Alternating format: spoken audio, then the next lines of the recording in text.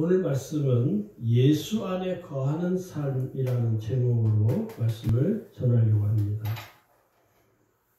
우리가 온전한 신앙생활을 할 수 있는 영적인 능력은 예수 안에 거하는 삶을 살아갈 때 가능합니다. 우리가 예수 안에 있지 아니하면 온전한 신앙생활을 이루어갈 수가 없습니다. 오늘 우리가 읽은 본문에도 예수님이 말씀하기를 너희가 내 안에 거해야 된다. 거하지 아니하면 너희는 아무것도 할 수 없다라고 우리에게 성경 말씀을 하죠.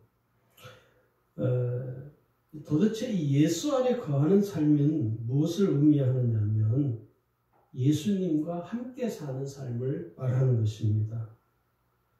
우리가 예수를 믿으면서도 예수님과 전혀 관계없는, 예수님과 아무 상관없이 살아가 버리면 그 삶은 예수 안에 거하는 삶이라고 할 수가 없죠. 예수 믿는다. 나는 예수를 믿습니다. 나는 예수님을 나의 구주, 나의 하나님을 믿고 의지합니다. 그 말은 나는 예수님 없이는 살 수 없습니다. 나는 예수님 안에서 모든 것을 할 수 있습니다. 라고 고백하는 것 같은 거거든요.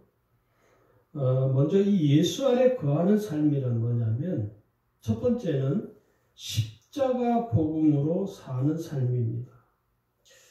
이 십자가 복음을 저는 이 갈라디아서 2장 20절이 그 핵심 구절이라고 여겨집니다. 거기 보면 이렇게 말씀하죠. 내가 그리스도와 함께 십자가에 못 박혔나니 그런즉 이제는 내가 산 것이 아니요.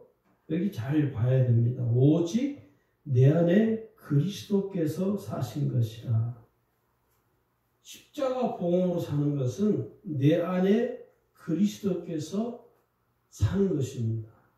그래서 내가 내 안에 계신 그 그리스도로 말미암아 내가 사는 것이죠.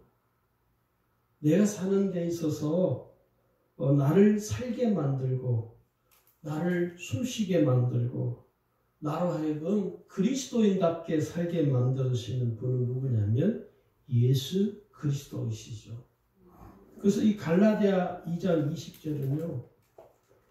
우리에게 이 십자가의 복음이 무엇인지를 명확하게 우리에게 말씀하는 성경 구절이기도 합니다. 그래서 예수가 내 안에 계셔서 내 안에 계신 예수로 말미암아 사는 사람, 이 거듭난 성도는요, 예수와 함께 죽고 예수와 함께 사는 것입니다.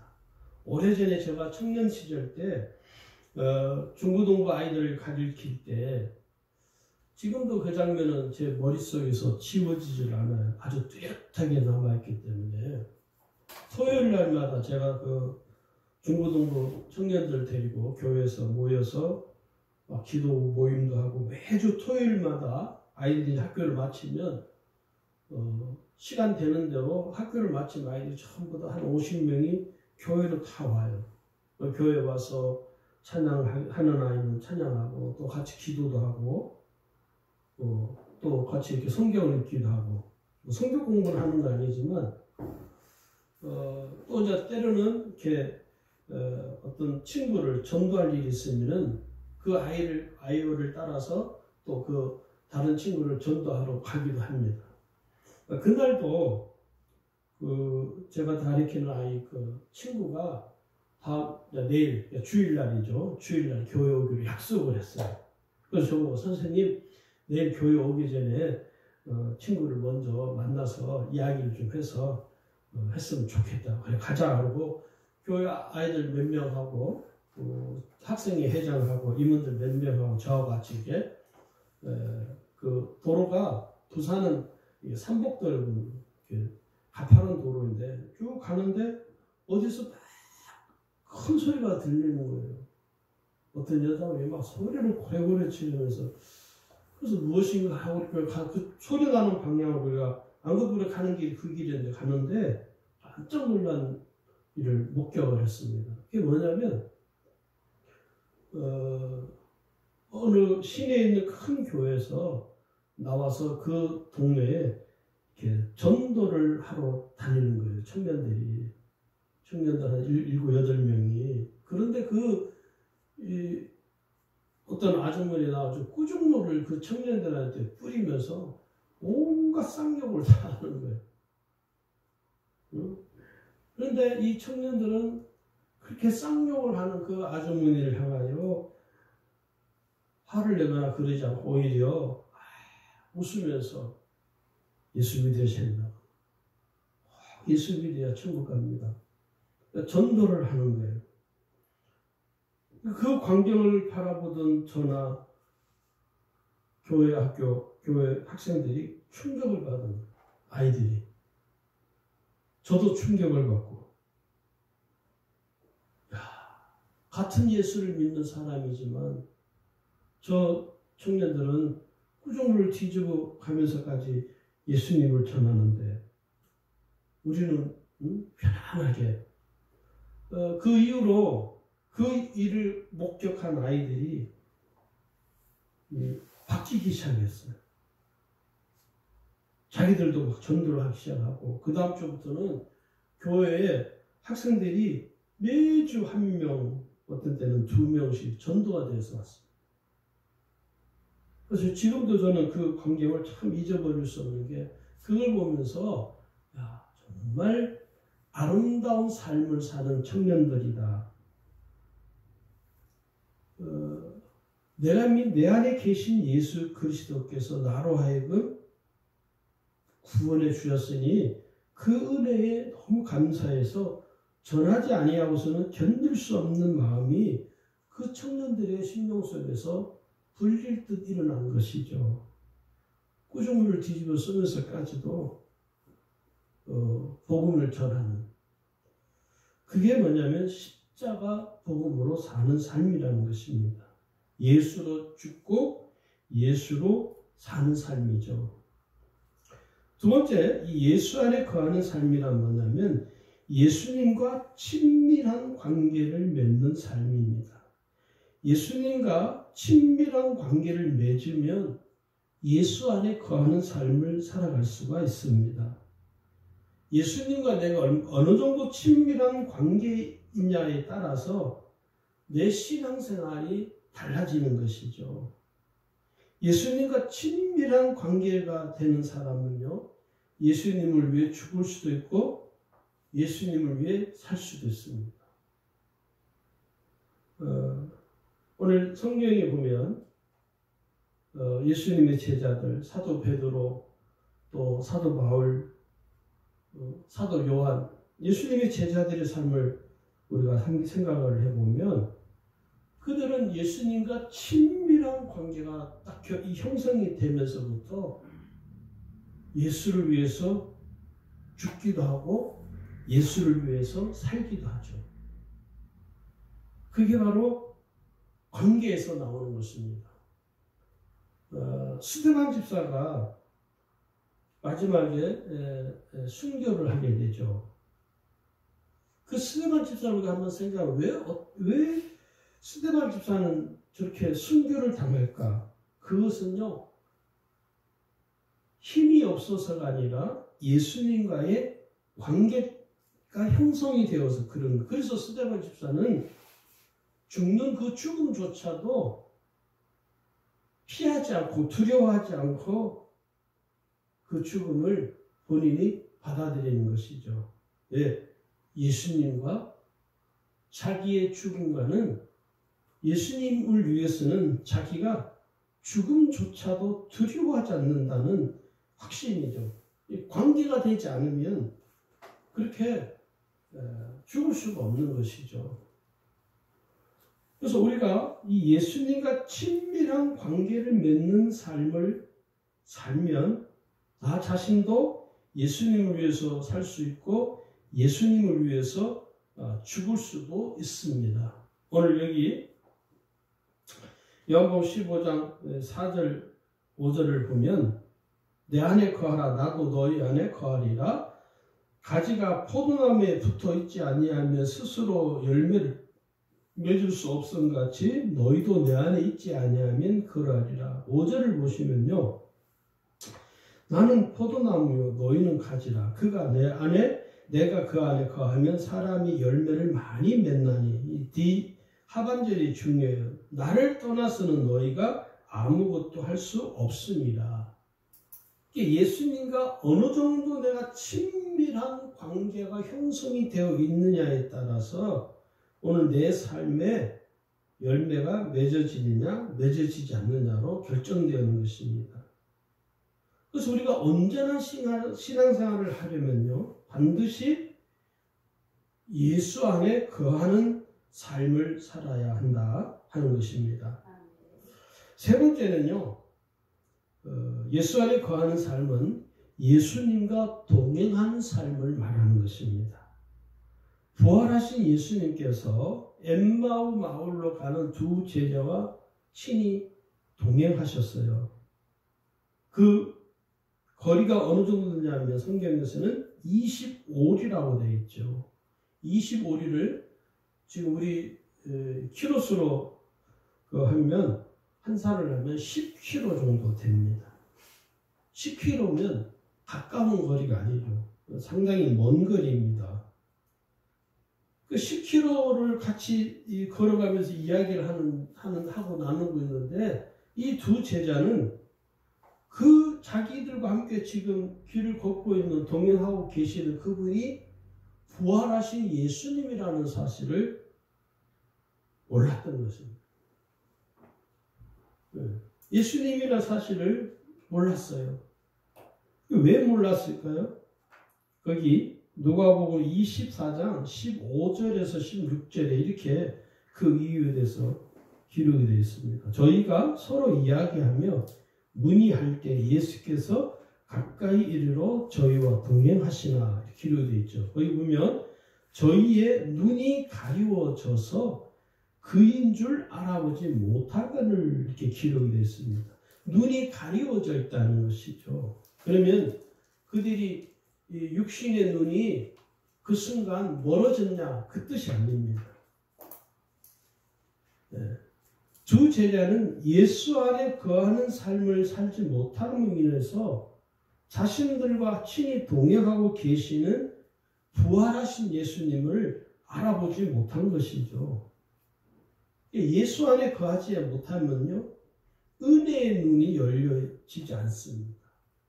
믿어지지가 않는 것이죠. 신앙생활을 이렇게 같이 이렇게 하면서요 어떤 사람은 같은 말씀을 들었는데 반응이 두 가지로 나타나요. 하나님이 저 말씀을 내게 하신다. 이렇게 깨닫는 사람이 있는 반면에 과연 저 말씀이 옳을까? 자기에게 하나님께서 자기에게 하시는 말씀으로 믿지 않는 사람도 있습니다. 똑같은 말씀을 들었는데 똑같은 은혜를 보았는데 똑같은 기적을 보았는데 어떤 사람은 그 기적을 믿는 사람이 있는 반면에 어떤 사람은 믿기는커녕 불신하는 사람이 있어요.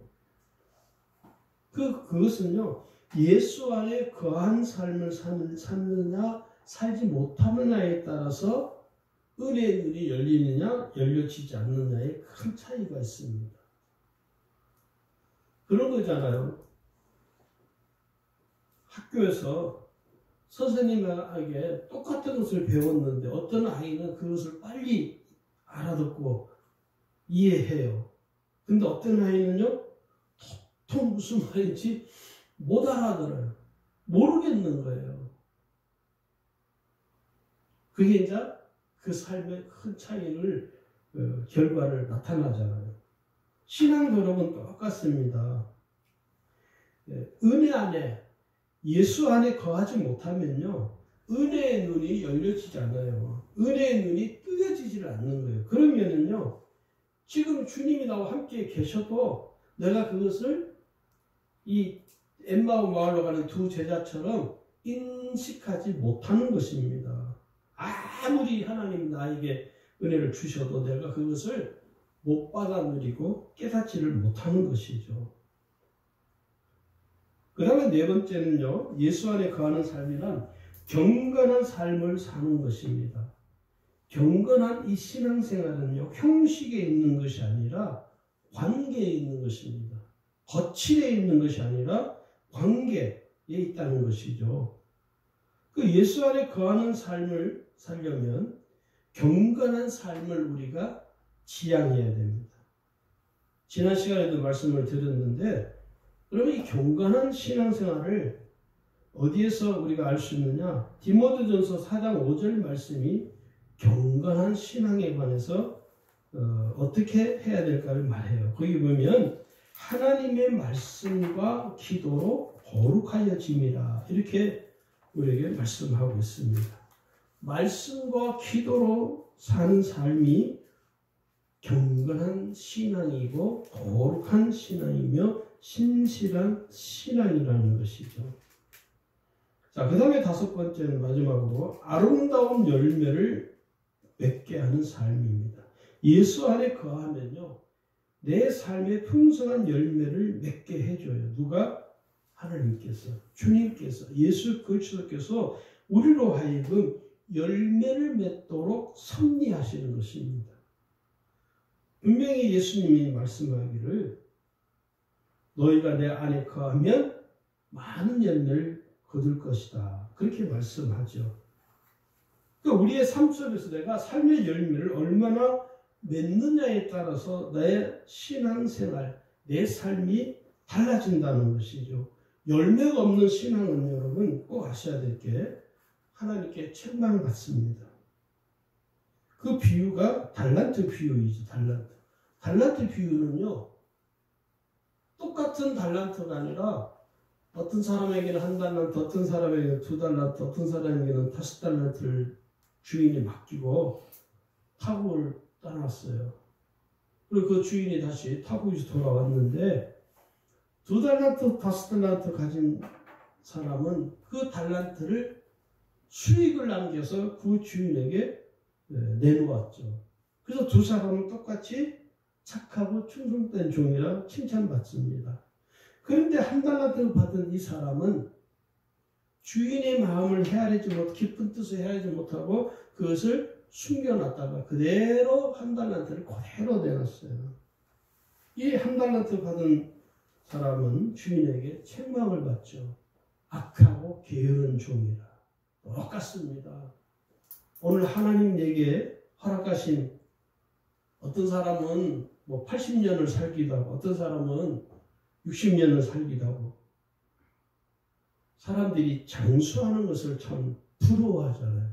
요즘은 또 100세 시대 하면서 마치 사람이 100세까지 살 수 있는 것처럼 근데 여러분 오래 사는 게 중요하지 않습니다. 하나님은 내가 오래 사는 것이 하나님 앞에 복이 되는 삶이라고 말하지 않고요. 내가 짧은 인생을 어느 연수를 살든지 몇 년을 살아왔느냐가 중요한 것이 아니라 그 몇 년 사는 동안에 내가 하나님 앞에 1달란트로 남기는 1달란트 같은 삶을 살 것이냐 2달란트, 5달란트 같은 삶을 살 것이냐가 지금 내가 육신으로 살아있을 때 결정되어집니다. 그래서 우리가 주님 앞에 나중에 가서 설 때 내가 1달란트 받은 자로 살았다면은 우리는 주님께 악하고 게으른 자라고 책망을 받습니다. 달란트 비유가 그냥 있는 스토리가 아니거든요. 그러니까 오늘 내 삶 속에서 열매를 맺는데 지금 우리가 지금 이렇게 육신을 가지고 살면서 내게 하나님이 그래도 여전히 하나님이 내게 생명을 주시는 이유는 열매를 맺을 수 있는 기회를 하나님 계속 주시는 거예요. 계속 주심에도 불구하고 그 기회를 박탈하고 그 기회를 선용하지 못하면 하나님이 그 생명을 그냥 얻어가는 거예요. 오래 살았다고 해서 그게 축복이라고 말할 수 없습니다. 예수 안 믿는 사람도 오래 사는 사람 많아요.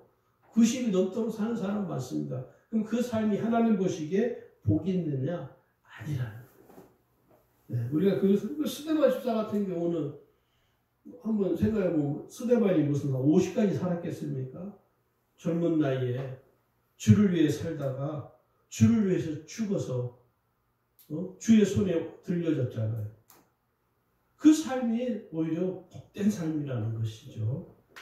자, 예수 안에 거하는 삶을 살아가야 되는데 오늘 우리로 하여금 예수 안에 거하는 삶을 살지 못하게 방해하는 영적 장애물이 세 가지가 있습니다. 크게. 첫 번째가 뭐냐면 욕심입니다. 욕심. 그러니까 예수 안에 거하는 삶을 살지 못하도록 방해하는 이 영적 장애물이 욕심인데 이 욕심을 버려야 한다는 거예요. 욕심은요, 죄를 잉태하여 결국에는 그 욕심 때문에 멸망하게 되는, 죄를 범하게 되고 그 죄를 범함으로 인하여 내가 사망에 이르게 되는 것이잖아요. 우리에게 크고 작은 욕심들이 참 많습니다. 더 많은 것을 가지려고 그러고 더 좋은 것을 취하려고 하고. 그게 뭡니까? 욕심이죠. 또 식탐이 있는 사람이 있잖아요. 그것도 욕심이거든요. 그냥 먹어도 끝이 없이 계속 먹는 것. 그것도 욕심이에요. 욕심. 자기 욕구를 채우고자 하는 그 욕심이 결국은 죄를 잉태하게 만드는 것입니다. 그래서 오늘 내가 예수 안에 거하는 삶을 살지 못하도록 나를 계속 힘들게 만드는 거냐면 내 안에 있는 욕심이 있다는 거예요. 근데 그거는요, 자기도 모르는 사이에 자기가 욕심이 많은지 안 많은지 잘 몰라요, 사실은. 네. 그래서 남보다 더 많이 소유하고자 하는 그 욕심, 남보다 더 좋은 것을 가지고 하는 그 욕심을 버려야 내가 예수 안에 거하는 삶을 살 수 있습니다. 다른 사람들과, 나보다 더 어려운 사람들과 나누는 삶을 살지 못하는 이유는 뭐냐? 내 속에 다른 이들과 나누고 싶은 마음이 내게서 눈꼽만큼도 없는 것이죠. 그게 뭡니까? 그게 욕심이에요, 욕심. 내 것. 나만 챙기려고 하는 그 소유하고자 하는 욕심이 결국 나로 하여금 예수 안에 거하는 삶을 살지 못하게 만든다는 것입니다. 두 번째는요, 육신에 속한 삶에서 벗어나야 한다 하는 것입니다. 오늘 예수 믿는 우리는요, 육신을 위하여 살지 않고 주를 위하여 사는 사람들입니다. 육신을 위하여 살고 육신을 위하여 죽는 것은 가장 어리석은 사람이죠. 사람들이 그런 말 하잖아요. 인생 뭐 있어? 인생 한 방이야? 인생 뭐 있어? 즐기며 살아야지. 그게 틀린 말은 아니지만 그 말이 무슨 말이냐면 뭐 인생 별거 있어? 육신의 기쁨을 위해 살다가 그냥 육신이 끝나면 가는 거야. 이거거든요. 그게 가장 어리석은 삶입니다. 육신만을 위해 사는 사람이 가장 어리석은 거예요. 그리고 가장 무가치한 삶, 인생으로 자기의 인생을 무가치한 인생으로 만드는 것이죠. 그래서 오늘 우리가 예수 안에 거하는 삶을 살아가려면 이렇게 육신을 위해서, 육신만을 위해서 살아가는 그 삶에서 벗어나야 됩니다. 육신에 속한 삶에서 과감하게 벗어나려면 육신에 속한 삶을 살게 만드는 나의 잘못된 악습관들을 끊어내야 됩니다. 중독된 것들로부터 끊어내야 된다는 것이죠. 이 한번 중독이 되면요, 끊어내기는 거의 어렵다는 거예요. 왜 그러냐면 로마서에 보면 이렇게 말씀합니다. 로마서 8장 7절에 보면 육신의 생각은 하나님과 원수가 되나니. 육신적인 삶에서 벗어나지 못하면 결국은 하나님을 대적하는 삶을 나도 모르게 살게 된다는 것입니다. 그 다음에 세 번째는요, 교만을 버려야 됩니다. 교만함을. 자기 의가 강한 사람들은요, 하나님을 의지하지 않고 매우 교만합니다. 이 교만한 사람들은요, 예수 안에 거하는 삶을 추구하지 않습니다. 그리고 다른 사람들에게도 겸손하지 못하고 매우 무리하게 행동하죠. 이 교만한 사람들은 자기 주장이 너무 강하니까 어떻게 됩니까? 예수 안에 거하지 못합니다. 예수님도 그 사람 어떻게 할 수가 없어요. 우리가 알아야 될 게 뭐냐면 하나님은 교만한 자를 가장 싫어하시고 겸손한 자를 가장 좋아하십니다. 오늘 여기 야고보 4장 6절에 보니까요. 더욱 큰 은혜를 주시나니 그러므로 일렀으되 하나님이 교만한 자를 물리치시고 겸손한 자에게 은혜를 주신다 하였느니라. 이렇게 기록이 되어 있습니다. 그러니까 하나님은 교만한 자에게는 은혜를 안 주시죠. 겸손한 자에게만 하나님이 말할 수 없는 은혜를 주시는 것이죠.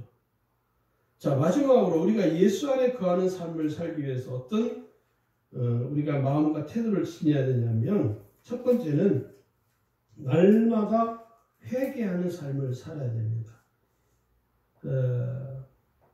이 회개에 대해 제가 시리즈 설교도 하기도 했는데 회개는요 우리 영혼을 살리는 영적인 능력이 있습니다. 그러니까 내가 능력 있는 신앙생활, 내가 온전한 신앙생활을 정말 잘하고 싶으면 회개하는 신앙을 계속 의지하면 돼요. 회개하는 것을 부끄럽게 여기지 않으면 됩니다. 회개는요 깊은 거예요. 사실은 회개하기까지가 힘이 들지. 왜냐하면 회개한다는 건 자기 죄를 인정한다는 것이거든요. 여러분 사람이요 자기 죄를 인정하면요 그 사람을 사람들이 공격하는 것이 아니라 참 대단한 사람 이렇게 봅니다. 정치인들이 왜 욕을 먹는 줄 아십니까? 자기들이 범한 과오가 있는데도 불구하고 그것을 계속 시인하는, 인정하는 것이 아니라 어떻게 해요? 그걸 자꾸 핑계대요. 그래서 국민들이 정치인들을 싫어하는 거예요. 자기가 잘못했으면 내가 잘못했다. 그 국회의원 이름 제가 기억이 잘 안 나는데 어느 국회의원이 자기 부모가 친일파였습니다. 그분이 공개적으로 사과를 했어요. 그분이 정치를 떠났습니다. 저는 그런 분들이 참 우리나라에 귀하다고 여겨요. 자기가 친일파가 아니었잖아요. 부모가 친일파였는데 나중에 그것이 이제 정치인이 돼서 나중에 나니까 그게 잘 들통이 나가지고 우리가 다른 사람들 같으면 그냥 변명하고 있는데 그 정치인은 인정하고 내가 정치를 떠나겠다. 그분이 좀 정치 안 합니다. 그런 분들이 이 시대에 정말 그게 정말 회개하는 것이죠. 회개는요 내 죄를 내가 시인하는 거예요. 그게 그만큼 중요한 것입니다. 회개하는 사람은요 예수 안에 거한 삶을 살게 된다는 것입니다. 두 번째는요 항상 성령으로 충만해야 됩니다. 예수 안에 거하는 사람은요 성령이 충만 안 할 수가 없어요. 요한일서 3장 24절을 보면 그의 계명들을 지키는 자는 주 안에 거하고 주는 저 안에 거하시나니 우리에게 주신 성령으로 말미암아 그가 우리 안에 거하시는 줄을 우리가 아느니라. 주 안에 거하고 주가 내 안에 거함으로 또 그 내 안에 계신 그 성령으로 말미암아 나로 하여금 예수 안에 거하는 삶을 살게 만드는 분이 누구냐면 성령이시라는 것이죠. 그래서 성령으로 늘 충만한 사람은요 예수 안에 거하지 말라고 해도 이미 거해 있는 거예요. 세 번째는요 하나님께 항상 순종해야 합니다. 순종은요 하나님을 향한 우리의 거룩한 신앙 고백입니다. 그래서 사무엘상에도 말씀하잖아요. 순종이 제사보다 낫고 듣는 것이 수양이 기름보다 낫다라고 말씀을 하죠. 오늘 저와 여러분이 이제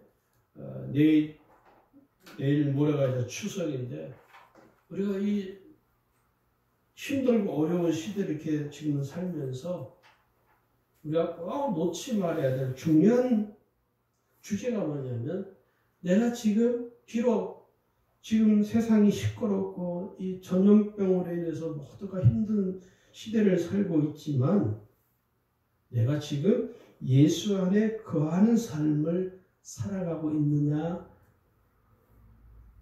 예수 안에 거한 삶을 살지 못하느냐를 우리 자신을 늘 체킹해야 돼요. 나 자신을 늘 돌아봐야 된다는 것이죠. 그래서 예수 안에 거하는 삶으로 인해서 내 삶을 통해서 하나님이 기대하시는 풍성한 삶의 열매를 거두는 삶이 되기를 주의 이름으로 축원합니다.